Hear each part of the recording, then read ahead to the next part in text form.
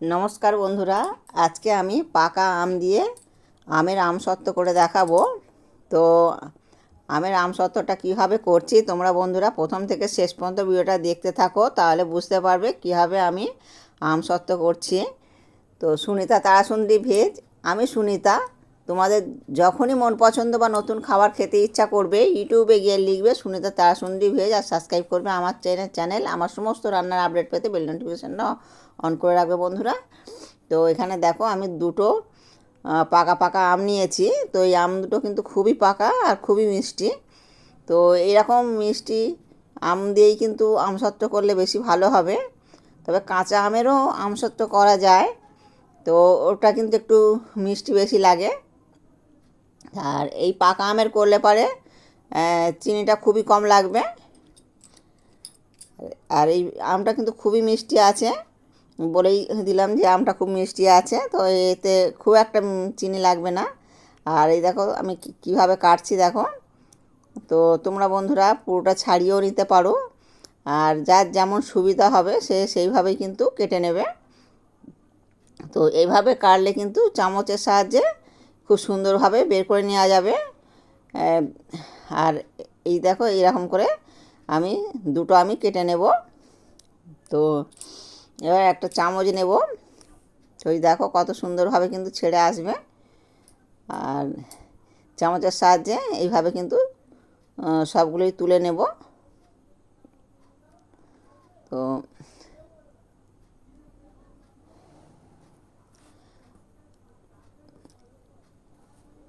আমসত্ত্ব মানে আমসত্ত্বটা এতটাই টেস্টি হবে বন্ধুরা। তো আমি যে নিয়মে করছি এই নিয়মে তোমরা একবার হলেও করে দেখবে, ভীষণ সুন্দর খেতে লাগবে। আর এটা কিন্তু প্রায় 1 বছর ভালো ভালো থাকবে। আর এই দেখো এটা কিন্তু এটাও তুলে নেব, তুলে নিয়ে আমি মিক্সিতে পেস্ট করে নেব। আমার এই সহজ রেসিপিগুলো দেখে যদি ভালো লাগে তাহলে প্লিজ আমার চ্যানেলে সাবস্ক্রাইব করবে, বেশি বেশি করে শেয়ার করবে বন্ধুরা। তো এগুলো আমার সব নেওয়া হয়ে গেল। তো এইভাবে কিন্তু কেটে নিলে খুব সহজভাবেই কেটে নেওয়া যায়। তো এবারে আমি এটা একটু পেস্ট করে নেব। আর অনেক আমের কিন্তু একটা চোঁচ মতন থাকে, এটা কিন্তু এই আমটা এতটাই ভালো, চোঁচ বলে কোনো জিনিসই নেই। তো একদম স্মুথভাবে কিন্তু এটা পেস্ট হয়ে যাবে।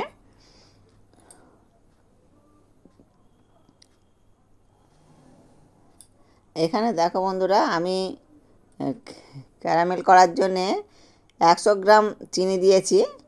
আর আমি চিনিটা দিয়ে জলটা কম দেব, প্রায় 4 চামচের মতন জল দিলাম। জলটা খুবই কম দিতে লাগবে। আর ফুড কালার অনেকে দেয়, আমি কিন্তু সেটা দেব না। তো কোনো রকম মানে কেমিক্যাল ছাড়াই কিন্তু আমি এই রঙটা আমের আমসত্ত্বটা করব। আর এটা দেখো অনেকটা কালার হয়ে এসছে।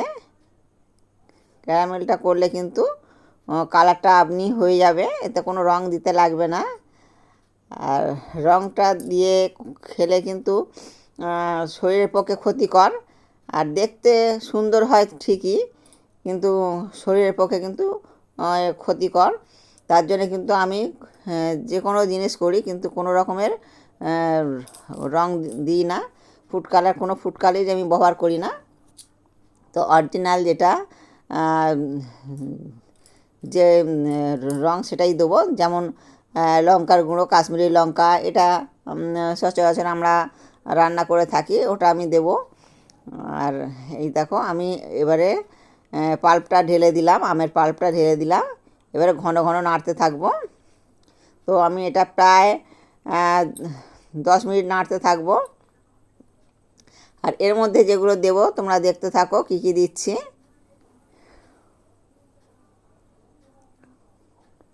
কর্নফ্লাওয়ার দিচ্ছি, প্রায় 2 চামচ কর্নফ্লাওয়ার দিচ্ছি।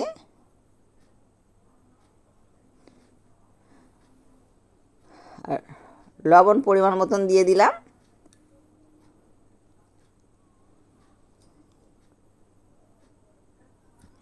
এবারে হলুদ একদম সামান্য একটু দিয়ে দিলাম,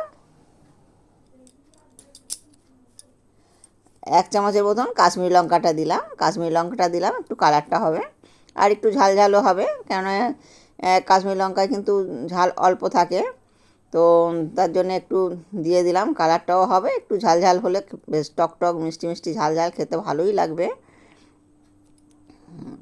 আর এটা আমি প্রায় 20 মিনিটের মতন নাড়াচাড়া করে নেব। আর এটা লো ফ্লেমেই আমি নাড়াচাড়া করে নিয়েছি। দেখো বন্ধুরা কালারটা কতটা সুন্দর হয়ে এসছে। আর এটা 20 মিনিটের মতন সময় লেগেছে। তো এই দেখো এরকমটাই হবে। দেখো মানে খুন্তির সাহায্যে আমি একটু উঁচু করে তুলছি, ধীরে ধীরে ওটা পড়ছে। আর একটা সরষের তেল দিয়ে থালাটার মধ্যে আমি একটুখানি মাখিয়ে নিলাম আর এর মধ্যেই ঢেলে দেব। তো আজকে কিন্তু খুব কড়া রোদ হয়েছে, তো আমি এই রোদেতে দিয়ে দেব, রোদেতে দিয়ে দেখব কদিন, একদিনও শুকোতে পারে, এটা আবার 2 দিনও শুকোতে পারে। যদি কড়া রোদ থাকে তাহলে কিন্তু একদিনে শুকিয়ে যাবে। তো আমি দেখো খুন্তির সাহায্যে একটুখানি সুন্দরভাবে এটাকে প্লেন করে দিলাম আর একটু ঝাঁকিয়ে নেব, তাহলে আরও প্লেন হয়ে যাবে। তো এবারে আমি কিন্তু এটা রোদে দিয়ে আসব। তো আমাদের উঠানে কিন্তু প্রচুর রোদ, আর আজকে রোদটাও খুব ভালো হয়েছে। তো দেখো আমার এক রোদেই কিন্তু শুকিয়ে গেছে। আমি এখানে মানে ছুরির সাহায্যে একটুখানি ছাড়িয়ে নিচ্ছি। তো কীরকম হয়েছে আমি তোমাদেরকে দেখাবো বন্ধুরা। তো এই দেখো কি সুন্দরভাবে উঠে যাচ্ছে, আর একদম পুরো রুটির মতন কিন্তু দেখো কি সুন্দরভাবে উঠে গেছে আর কতটা মোটা হয়েছে, ভীষণ সুন্দর হয়েছে। এটা কিন্তু আমি আমার পছন্দ মতন কেটে নেব। এই দেখো বন্ধুরা আমি আমার পছন্দ মতন করে কেটে নিয়েছি। তো কতটা সুন্দর দেখতে লাগছে দেখো। আর ভিডিওটা এখানেই শেষ করছি, আবার একটা নতুন ভিডিও নিয়ে চলে আসবো।